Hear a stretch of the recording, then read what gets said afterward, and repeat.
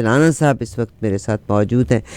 हमाद अज़हर साहब की press conference सुनने का तो मुझे मौका नहीं मिला, मगर मैं देख रही थी, ट्वीट देख रही थी जिसमें ये कहा था कि अल्टीमेटली हमाद अज़हर साहब को भी तोड़ लिया गया। आपको भी मौका मिल गया होगा अगर आपने देख लिया तो। नहीं, मैंने बीबीसी की वेबसाइट पे देखा है, अभी जंग की वेबसाइट पे, एक्सप्रेस की वेबसाइट पे, मुझे तो ऐसी कोई सर ताज़ा सुनने बीबीसी और जंग, बीबीसी और डॉन ने, आप यकीन करो, पाकिस्तान की पॉलिटिक्स के बारे में एक भी कुछ काम की खबर नहीं लगाई हुई, कुछ भी नहीं लगाया हुआ। What is happening in Pakistan, they तो आर नॉट शोइंग वो एनी। लेटेस्ट न्यूज़ में, द न्यूज़ में या उनमें मैंने देखा है, वहाँ नज़र नहीं आई। ठीक। मैं सोशल मीडिया पे अफवाहें भी होती हैं, और जिस तरह कि कुछ लोग कहते हैं, जिस तरह फैसल वावडा ने कहा था कि आरिफ अलवी को तोड़ लिया गया है। आरिफ अलवी साहब कमज़ोर ज़रूर पड़ गए हैं, टूटे नहीं हैं अभी तक, लेकिन कमज़ोर पड़े हैं। हमाद अज़हर से मुझे नहीं उम्मीद, लेकिन कुछ बईद नहीं, कुछ भी हो सकता है आजकल के दौर में। तो इसने, एलन मस्क ने शायद कुछ दिन पहले एक स्टेटमेंट दी थी कि अनहोनियाँ हो रही हैं, जो चीज़ नहीं हो सकती दुनिया में, कभी भी नहीं हो सकती थी, वो आज के दौर में हो सकती है। और आज के दौर में कोई अनहोनी नहीं रही, एवरीथिंग इज़ पॉसिबल। इसलिए हमाद अज़हर का टूट जाना भी कोई अनहोनी नहीं होगा अगर वो टूट गए तो। लेकिन मुझे जितनी रेजिस्टेंस उन्होंने शो की है अब तक, और उनके वालिद साहब ने, मियाँ अज़हर साहब जब पेश हुए थे, जेल थाने चले गए थे 90 साल की उम्र में, और उन्होंने कहा था कि वो मेरा बेटा, मुझे पता है उसका कि वो कभी नहीं इस तरह करेगा, लेकिन वो इंडिपेंडेंट है, आज़ाद है, वो अपनी राय का खुद मालिक है, आप उसे ढूंढें कहाँ है वो, और उससे जो भी वो करना चाहते हैं उसकी अपनी मर्जी। लेकिन मैं आपको बता रहा हूँ बतौर हिज डैड कि वो कभी भी नहीं टूटेगा, ये मियाँ अज़हर साहब ने कहा था। और उन बाप बेटे का इस हवाले से एक है किरदार। उन्होंने मियाँ साहब को भी जब छोड़ा, जब तक उनके साथ थे मियाँ साहब, मियाँ नवाज शरीफ के साथ, तो वो साथ थे, जब छोड़ दिया तो उन्होंने फिर पीछे मुड़ के नहीं देखा। इसी तरह हमाद अज़हर ने भी अब आज तक तो उसने रेजिस्टेंस शो की, लेकिन अब अगर आप कह रही हैं तो देख लेते हैं, 1-2 दिन में सारी चीज़ खुल के सामने आ जाएगी। उससे पहले आपने एक कॉर्पोरेट फार्मिंग की बात की थी, मैं उसमें आपको अपडेट देना चाहता था कि असल वाकया क्या हुआ है, असल मामला क्या हुआ है। 45 लाख एकड़ के बारे में। वो 45,000 एकड़ ज़मीन है जो पंजाब में मोहसिन नकवी साहब ने आर्मी के हवाले कर दी। हजार, आपने 1000 एकड़ कहा होगा। 45,000 एकड़ ज़मीन है जो आर्मी के हवाले कर दी थी मोहसिन नकवी साहब ने, और उसको किसी बंदे ने लाहौर हाई कोर्ट में चैलेंज कर दिया, और लाहौर हाई कोर्ट ने उनकी हियरिंग के बाद 1954 के आर्मी एक्ट के तहत उन्होंने उसको उड़ा दिया, और उन्होंने कहा कि कोई किसी को इख्तियार नहीं आर्मी को ये देने का, और स्पेशली मोहसिन नकवी साहब का तो बिल्कुल ही नहीं है। वो केयर टेकर, अब चीफ मिनिस्टर हैं, वो इलेक्शन कराने के लिए आए हैं, वो इलेक्शन पे तवज्जो दें, उनका क्या काम है कि वो ज़मीनें बांटते फिरें। और ये आर्मी एक्ट 1954 के तहत ना कोई दे सकता है ना कोई ले सकता है। वो पंजाब में उन्हें हजीमत हुई है। उसके बाद शहबाज शरीफ साहब के पास मामला है, तो फिर शहबाज शरीफ साहब ने अब जो है इसे वो चाइना का और सी पैक का, और वो कहते हैं जी $50 बिलियन या $60 बिलियन इससे इन्वेस्टमेंट आ जाएगी। अच्छी बात है, हम चाहते हैं करें, बिल्कुल अच्छी बात है, और हमें इसमें भी कोई गर्ज नहीं है कि इमरान खान करे, नवाज शरीफ करे, शहबाज शरीफ करे, या आसिफ जरदारी साहब करें, या आसिम मुनीर साहब करें, या कोई और मौलाना फजल रहमान साहब करें। हमारे यहाँ लाखों एकड़ ज़मीन बंजर पड़ी हुई है, उसको आबाद करने की ज़रूरत है। और स्पेशली जब से हमारे पास एक एटॉमिक पावर के तौर पर हमारी एक पहचान बन गई है, यकीन माने हमारे बॉर्डर महफूज हैं, हम पे कोई हमला करने की जरूरत नहीं कर सकता। और हमारी 7 लाख जो फौज है उसको हम इन कामों पे हमें लगाना चाहिए, क्योंकि फौज के पास जब काम कोई नहीं होगा, तनख्वाह हम उन्हें देंगे, और जब तनख्वाह उनको मिलेगी और उनके पास काम नहीं होगा, तो फिर कोई और प्रोजेक्ट नहीं होगा ऑफिशियल कौमी प्रोजेक्ट, तो फिर वो ज़ाती प्रोजेक्ट, लोकल प्रोजेक्ट ढूंढ लेते हैं। और लोकल प्रोजेक्ट्स में फिर अल्लाह ना करे कि अरशद शरीफ जैसा कोई और निशाना बने, इमरान रियाज जैसा कोई और निशाना बने, या कोई काम आगे बढ़े। हम चाहते हैं कि इन्हें मसरूफ़ करें, क्योंकि आपको पता है खाली जहन खाली दिमाग तो फिर शरारतों का गढ़ होता है। इसलिए हम उनसे कोई इस किस्म की शरारत नहीं चाहते जो वो नहीं करनी चाहिए उन्हें। बिल्कुल उन्हें बिजी करें, काम पे लगाएं, और अगर लाखों एकड़ ज़मीन हमारी बंजर पड़ी हुई है उसे आबाद करने का काम है तो वाई नॉट, करना चाहिए। अच्छा आइडिया है, अच्छी बात है। और अगर उसमें चाइना जो कहते हैं हम अपनी आपकी प्रोडक्शन जो है एग्री प्रोडक्शन डबल ट्रिपल और 8 टाइम्स किसी जगह वो दावा करते हैं कि जहाँ से आपको 1 लाख टन गंदम होती है, उसी फील्ड से, उसी ज़मीन से हम आपको 8 लाख टन गंदम लेके देंगे, बिल्कुल अच्छी बात है। और अभी इन्होंने लैंड इंफॉर्मेशन मैनेजमेंट सिस्टम जो एक इंट्रोड्यूस करवाया है, उसके बारे में ये है कि वो पूरे पाकिस्तान में जगह जगह जाएंगे हमारे आर्मी के लोग। अब तो उसे महकमा ज़राअत ऑफिशियली कहना चाहिए, शायद किसी ने मजाक में या किसी जगह उन्होंने अपनी पहचान छुपाने के लिए कहा था कि हम महकमा ज़राअत से आए हैं, तो अब शायद उन्हें पहचान भी अपनी नहीं छुपानी पड़ेगी। वो साफ जहाँ के दरवाज़ा डोर नॉक करेंगे तो कहेंगे कि हम महकमा ज़राअत से आए हैं, तो लोग समझ जाएंगे कि ये कौन है महकमा ज़राअत वाले। तो अब वो मसला भी नहीं होगा। वो वहाँ से ज़मीन पे साइल के सैंपल इकट्ठे करेंगे पहले पूरे पाकिस्तान से, और फिर उन सैंपल्स का तज्जिया किया जाएगा और फिर वहाँ रिपोर्ट दी जाएगी कि कौन से इलाके में, कौन से डिस्ट्रिक्ट में, कौन से डिस्ट्रिक्ट के किस इलाके में कौन सी सब्जी, कौन सा फ्रूट, कौन सी क्रॉप जो है वो ग्रो की जा सकती है। और फिर वहाँ से चाइना से हेल्प ली जाएगी, जो चाइना की लेटेस्ट एग्री फार्मिंग है उसकी हेल्प ली जाएगी, और वहाँ फिर वो ग्रो करने के लिए वो क्रॉप, वो वेजिटेशन करने की या वो फल फ्रूट लेने की कोशिश की जाएगी। उसमें जो बंजर पड़ी हुई ज़मीनें हैं वो तो लीज पे आर्मी के हवाले कर दी जाएंगी, और फिर उसमें लोकल जो फार्मर्स हैं उनको भी इनकरेज किया जाएगा। कोई जेवीज होंगे, जॉइंट वेंचर्स होंगे उनके, और उसमें चाइना वाले भी आएंगे, कुछ चाइना वाले जॉइंट वेंचर्स लेंगे, और उनके साथ अभी तक जो बातें सामने आई हैं उसमें ये होगा कि चाइना वाले जब आएंगे किसी लैंड पे और वहाँ से वो ज़मीन का कोई टुकड़ा लेंगे तो उसमें टर्म्स एंड कंडीशंस ये होंगी कि आपने 5 साल या 10 साल तक यहाँ करना है, और जो सेटअप अगर लगाएंगे यहाँ जाते हुए आप ये सेटअप इस फार्मर के लिए, इस ज़मीन का जो ओनर है उसके लिए छोड़ के चले जाएंगे, और फिर वो उसको कंटिन्यू करेंगे as it is they want. तो वो ये इस तरह सिलसिला बन रहा है आगे। बहुत शुक्रिया सर, आपने इसको बड़े अच्छे तरीके से एक्सप्लेन किया। और क्या बताना चाहेंगे, अभी अभी मेरे तक पता चला है कि रोज़नामा जंग के लापता सीनियर सहाफ़ी सैयद मोहम्मद अस्करी घर पहुंच गए। अब जंग तो इस वक्त इनका अपना अखबार है, और इस सहाफ़ी को क्यों उठा लिया गया था और पुलिस ने इनको अगवा किया था? नहीं, ऐसे नहीं होता। जंग का मतलब ये नहीं है कि आप जंग में काम करते हैं तो आप टोटली उनके साथ अलाइंड हैं, क्योंकि आजकल आपको पता है कि एक बंदा एक जगह काम करता है और जितनी महंगाई है एक जगह काम करने से गुजारा नहीं होता। अक्सर लोग जो है स्पेशली न्यूज़ रूम के जो बंदे हैं वो दिन को रेडियो पे या टेलीविज़न पे काम करते हैं या किसी न्यूज़ एजेंसी में काम करते हैं, और रात को वो न्यूज़पेपर में काम करते हैं, जो डेस्क पे काम करने वाले हैं। जो रिपोर्टर्स हैं वो रिपोर्टर्स फील्ड में काम करते हैं, वो बजाय तो एक इदारे के लिए काम करते हैं, लेकिन उनके पास इतनी खबरें होती हैं, इतनी रिपोर्ट्स होती हैं, तो उनको कोई ना कोई foreign news agency, foreign newspaper या कोई और मैगजीन या कोई ना कोई उन्हें अप्रोच करता है, तो उन्होंने साइड पे कोई सब कॉन्ट्रैक्ट भी उन्होंने रखे हुए होते हैं। ऑफिशियली वो एक इदारे के लिए करते हैं, लेकिन कहीं ना कहीं वो और भी काम कर रहे होते हैं। फिर आजकल जो ये यूट्यूब का सिलसिला शुरू हो गया है, हर बंदा वीलॉग कर रहा है, क्योंकि वहाँ से भी उन्होंने पैसे कमाने होते हैं। तो ये सिलसिला है कि वो बंदा बज़ाहिर एक जगह काम कर रहा होता है, और उस एक जगह काम करने की वजह से उसे सारे गवर्नमेंट के इदारों में, सारे पॉलिटिकल पार्टीज़ में, हर जगह उसे एक्सेस मिल जाती है। इसलिए मेन जॉब तो वो रखते हैं एक्सेस के लिए, बाकी वो इन्फॉर्मेशन वहाँ से कलेक्ट करते हैं, उस इन्फॉर्मेशन को आगे कहाँ कहाँ वो मल्टीप्लाई करते हैं, और फिर कुछ लोग जो हैं वो मुखबर बन जाते हैं इदारों के, पॉलिटिकल पार्टीज़ के और लीडर्स के, फिर कुछ उसमें सहाफ़ती ठेकेदार बन जाते हैं। तो हमारे यहाँ मसला ये है कि हम बज़ाहिर हमारा एक लिबादा होता है, बिहाइंड हमारे बहुत सारे और लिबादे होते हैं। सॉरी टू से, अस्करी साहब बहुत अच्छे जर्नलिस्ट हैं, उनके पे ऐसा कोई इल्ज़ाम आज तक मैंने नहीं देखा कि उन पे कोई ऐसा इल्ज़ाम हो कि वो फ़लाँ के लिए काम करते हैं या फ़लाँ के लिए काम करते हैं। मैं जनरली आपको बता रहा था कि पाकिस्तान में सहाफ़ियों ने, जिस तरह और हमारे बहुत सारे शोबे जो हैं वो डिटेरिएशन का, तनज़ली का शिकार हैं, इसी तरह सहाफ़त हमारी सबसे ज़्यादा तनज़ली का शिकार है।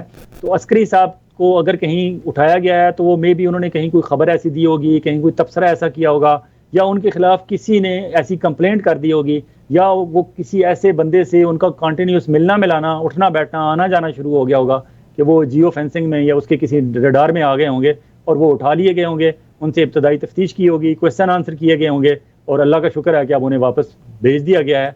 ये सिलसिला गलत है। आप किसी को उठाने से पहले आप एक नोटिस भेज दें। कौन सा जर्नलिस्ट है जो आपके नोटिस पे आपको मिलने नहीं आएगा? कौन सा जर्नलिस्ट है जो आके आपके ऑफिस में नहीं मिलेगा? या आप उसके ऑफिस चले जाएं, आराम से चाय पिएं, बैठें और उससे पूछें कि भाई आपके बारे में हमें ये कंसर्न्स मिले हैं, आपके बारे में हमें ये शिकायत मिली हैं, आपके बारे में लोग ये बात कर रहे हैं, प्लीज़ हमें एक्सप्लेन कर दें।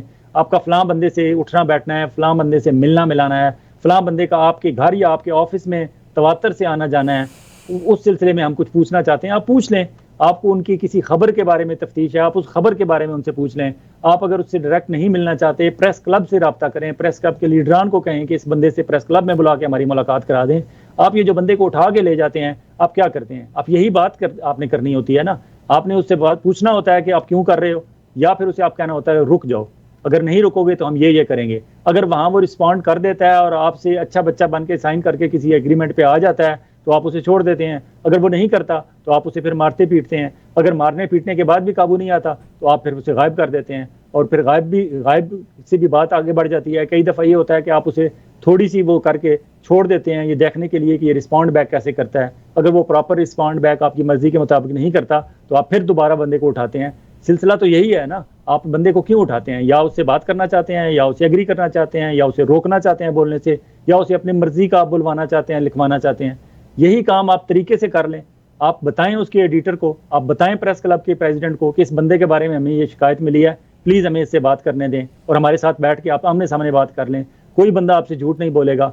यकीन माने कोई मुल्क का दुश्मन नहीं है, यकीन माने कोई किसी का ज़ाती मुलाजिम नहीं है। इदारों के लिए जर्नलिस्ट काम करते हैं, उन्हें इसी तरह लें कि वो इदारों के लिए काम कर रहे हैं। आप किसी से, ये भी हो सकता है कि नादानिस्ता किसी बंदे से कोई गलती हो रही हो, आप दानिस्ता गलती और नादानिस्ता गलती में कोई फ़र्क ही नहीं रखना चाहते। अगर दानिस्ता गलती वो होती है कि एक दफ़ा आपने वार्न कर दिया, आपने बता दिया कि भाई ये रेड लाइन है, ये आप क्रॉस कर रहे हो, इस एरिया की तरफ नहीं जाना, क्योंकि वहाँ हमारे इदारे काम कर रहे हैं, हमारे लोग काम कर रहे हैं, या फलां बंदे के बारे में, या फलां इदारे के बारे में, या फलां पॉलिटिकल ग्रुप के बारे में हमें ये तशवीश है, प्लीज़ थोड़ा सा स्टे अवे फ्राम देम, क्योंकि हम कुछ काम कर रहे हैं, हमें काम करने दो। नेशनल इंटरेस्ट के सिलसिले में, रियासती उसकी एक जिम्मेदारी है हमारी उस सिलसिले में। आप यही बातें ऑन टेबल क्यों नहीं कर लेते? अंडर द टेबल आप चीज़ें, मामलात क्यों तय करना चाहते हैं लोगों के साथ? इसी वजह से आप मशकूक होते हैं, इसी वजह से आप फिर तनकीद होती है, और इसी वजह से आप फिर तनकीद का निशाना बनते हैं आम लोगों की। और फिर इंटरनेशनली, नेशनली तो आप रोक लेते हैं, इंटरनेशनली तो आप नहीं रोक सकते। और फिर शाहीन साहबाई साहब जैसा बंदा कोई बोलता है तो फिर आप उनके खिलाफ जो है FIR और ट्वीटें करना शुरू कर देते हैं। सुना है वज़ीर आज़म साहब ने वो ट्वीट हटा दिया फिर। Let's see. मैं सर यहाँ से आखिरी सवाल की तरफ बढ़ना चाहूँगी कि क्या इमरान खान साहब की ज़मानत आज नहीं होने दी, क्या वाकई अब उनको आखिर में इसी पे कंक्लूड कर दें? मैं इसी पे ख़त्म, हालांकि हमने पहले भी इस पे बात की है, मगर क्या वाकई इतनी अवाम उनके साथ है? बेशक की चीज़ें आपको ठंडी नज़र आ रही हैं, क्या वाकई उनको अरेस्ट कर लिया जाएगा? और यहीं पे आप अवाम उनके साथ है, ये अवाम उनके साथ है या नहीं, ये एक क्वेश्चन है। अवाम उनके साथ है, बिल्कुल अरेस्ट कर लिया जाएगा, बिल्कुल कर लिया जाएगा। अरेस्ट की पूरी तैयारी है। अगर कहीं से आखिरी लम्हे पे कोई टेलीफोन कॉल ना आ गई तो, क्योंकि कॉल हमारे सऊदी अरब से आ जाए, UAE से आ जाए और अमेरिका से आ जाए, चाइना कॉल तो नहीं करेगा, लेकिन ये 3 मुल्क कॉल कर सकते हैं, और स्पेशली सऊदी अरब सबसे पहले चांसेस हैं कि सऊदी अरब वाले कॉल कर सकते हैं या UAE वाले कर सकते हैं। और मैंने आपको एक प्रोग्राम में बताया था कि इमरान खान के UAE में बैठे हुए एक दोस्त जिनका लास्ट नेम चौधरी है, वो बहुत मुतहरक हैं, बहुत एक्टिव हैं, मे भी वो कॉल करा दें। एक कॉल भी आ गई तो यकीन माने ये हुकूमत, इनमें इतने दमखम नहीं है कि ये इमरान खान को अरेस्ट करें। लेकिन जो इंतज़ाम किया गया है, जो अभी आपने देखा कि इन्होंने जजेस साहबान जो जज थे, क्या नाम था उनका, अभी कुछ फ़ायज़ ईसा और तारिक साहब, नहीं फ़ायज़ ईसा और तारिक साहब तो सुप्रीम कोर्ट है ना, अभी तो मामलात नीचे हो रहे हैं ना। एक जज साहब थे जिन्होंने अभी कुछ अर्सा पहले एक फैसला दिया था, मुझे नाम उनका अभी याद है, मैं बताता हूँ। उन्होंने फैसला दिया था शायद नवाज शरीफ साहब के हक़ में और एक शहबाज शरीफ साहब के हक़ में। उनको रिटायर कराया गया है, रिटायरमेंट के करीब थे, इसलिए उन्होंने उस फैसले पे उन्हें लगाया गया था, वहाँ पोस्ट किया गया था उन्हें कि ये आप रिटायर होने वाले हैं, ये फैसला हमारे हक़ में दे दें और उसके बाद देखें फिर आप क्या इनायात होती हैं। उन्होंने फैसला दिया हक़ में, रिटायर हुए, और साथ ही उन्हें MP2 ग्रेड में, MP2 स्केल में उन्हें इंफॉर्मेशन कमिश्नर लगा दिया गया है। माशाल्लाह ये इस तरह नवाजते हैं। अभी जिन्होंने सलमान शहबाज को आज जिन्होंने रिलीज़ किया है, फ़ख्र बख्त बहजाद, माशाल्लाह अभी वो भी रिटायरमेंट के करीब हैं, उन्हें भी बहुत जल्दी कोई ओहदा दे दिया जाएगा। तो ये मैनेज करते हैं चीज़ें। जब इन्होंने दिलावर हुमायूं को इस्लामाबाद में सेशन जज लगाया, पहले वाले को हटा के अभी 2 हफ्ते पहले, तो उस वक्त मैंने आपको बताया था कि ये बाकायदा प्लानिंग हुई है इनकी कि इमरान खान को इससे सज़ा दिलवानी है। अभी इमरान खान को सज़ा दिलवानी है, इन्होंने तय कर लिया है। ये जो हाई कोर्ट से वापस भेजा था एहतसाब जज को, और साथ उसे कहा था कि 7 दिन में फ़ैसला करो। 7 दिन में फ़ैसला करो का मतलब है कि सज़ा सुनाओ इसे। तो वो इमरान खान को सज़ा सुना दी जानी है, अरेस्ट कर लिया जाना है, उसे बिहाइंड द बार रखना है। लेवल प्लेइंग फील्ड इसी तरह होगी कि मियां नवाज शरीफ साहब भी आएंगे, वो भी बिहाइंड द बार होंगे, इमरान खान भी बिहाइंड द बार होंगे, और उसके बाद इलेक्शन लड़ेंगे मरियम नवाज़ और शहबाज शरीफ। और कुछ बईद नहीं कि मरियम नवाज़ और शहबाज शरीफ इलेक्शन में जाने से पहले पहले ही इनकी लड़ाई हो जाए, क्योंकि ख्वाजा आसिफ साहब ने मोहम्मद मालिक के इंटरव्यू में जो जाके बात की है, उसमें पता नहीं ख्वाजा साहब ने नादानिस्ता उनसे भोलपन में उनसे बात निकल गई है, लेकिन उन्होंने जब मालिक ने पूछा कि इमरान खान ने अगर आर्मी के ख़िलाफ़ तकरीरें की हैं या इमरान खान ने कोई बात की है, तो इमरान खान के ख़िलाफ़ अगर केसेस होने हैं तो बाकी लोगों ने जिन किए हैं उनके खिलाफ भी होनी चाहिए, तो उन्होंने कहा बिल्कुल होनी चाहिए। तो वो मियां नवाज शरीफ साहब अगर आएंगे तो मियां नवाज शरीफ साहब इसी वजह से नहीं आ रहे। नहीं तो ख्वाजा आसिफ साहब ने जाती तौर पे बड़ा कुछ इस फ्लोर पे खड़े होकर कहा है, ख्वाजा आसिफ साहब ने कहा था ये वो फौज है जो 1 इंच जमीन जीत नहीं सकी, ये वो फौज है जिन्होंने बांग्लादेश में क्या किया। ये सारा कुछ ख्वाजा आसिफ ने उस प्रोग्राम में ख्वाजा साहब ने ये भी कहा है कि जो इमरान खान के खिलाफ 24 मार्च को लेटर बतौर वजीर दफा मैंने भेजा है सुप्रीम कोर्ट में चीफ जस्टिस ऑफ पाकिस्तान को, वहाँ हमारे सेक्रेटरी दफा जो हैं वो भी आर्मी के रिटायर्ड होते हैं, वहाँ 3 एडिशनल सेक्रेटरी इंपॉर्टेंट पोस्टों पे वो भी रिटायर्ड आर्मी के ब्रिगेडियर और जनरल होते हैं। तो आपको पता है मेरी मिनिस्ट्री में सारे ही लोग आर्मी के होते हैं, तो उन्होंने जो मुझे लिख के दिया मैंने साइन करके भेज दिया। ये इतराफ़ किया मोहम्मद मालिक के इंटरव्यू में ख्वाजा साहब ने।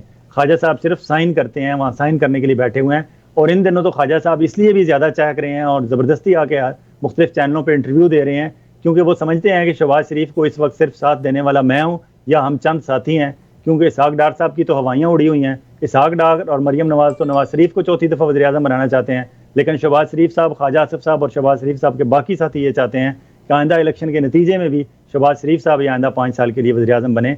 और आर्मी वाले भी शहबाज शरीफ साहब के साथ खुश हैं कि ऐसा मदहसरा उन्हें पहले कभी नहीं मिला होगा कि जो सुबह दोपहर शाम उनके नाम की तस्बीह जो है वो जपता है और उनकी तारीफ़ों के पुल कलाबे में लाता है, और उसको ये भी एहसास नहीं होता कि ये जज्बाती तकरीर जो मैं कर रहा हूँ इनडायरेक्टली अगर गहरे उससे गौर किया जाए तो आप अपने बड़े भाईजान के खिलाफ तकरीर कर रहे होते हैं, क्योंकि इक़्तिदार में आपके बड़े भाईजान रहे हैं या उनकी मुंह बोली बहन बेनज़ीर भुट्टो रही हैं या उनके दूसरे मुंह बोले भाई आसिफ जरदारी साहब रहे हैं। आप इल्ज़ाम अपने PDI की लीडरशिप पे ही लगा रहे होते हैं, लेकिन चूंकि इस वक्त वो कहते हैं कि जो मियाँ जो अपना पिया मन भाई वो इस वक्त भाए हुए हैं आर्मी चीफ साहब के मन को, और आर्मी चीफ साहब उनके मन को भाए हुए हैं, तो इसलिए वो समझते हैं सब हरा रहा है। ऐसा नहीं है। जिस दिन 12 अगस्त था, पीपल्स पार्टी वालों ने डेट दे दिया कि 8 अगस्त को असेंबलियां तोड़ दी जाएं, लेकिन ये 8 को नहीं तोड़ेंगे।